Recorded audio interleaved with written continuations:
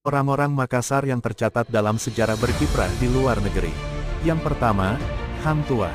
Hang Tuah adalah seorang tokoh legendaris Melayu Kesultanan Malaka pada masa pemerintahan Sultan Mansur Shah pada abad ke-15. Walau masih ada yang meragukan bahwa Hang Tuah bukanlah tokoh nyata, namun terlepas dari itu, Hang Tuah dalam Sulalatus Salatin dikatakan sebagai anak Raja Bajeng di tanah Makassar.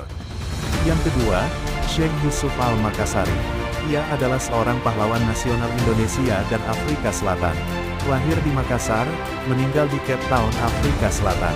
Yang ketiga, Karaeng Samunggo. Ia adalah seorang yang harum namanya dan melegenda di Ceylon sekarang Sri Lanka. Yang keempat, Karaeng Haji. Ia adalah Pangeran Makassar yang menghabiskan hidupnya di negeri Pahang. Di sana ia digelar orang kaya Indra Syah Bandar pertama.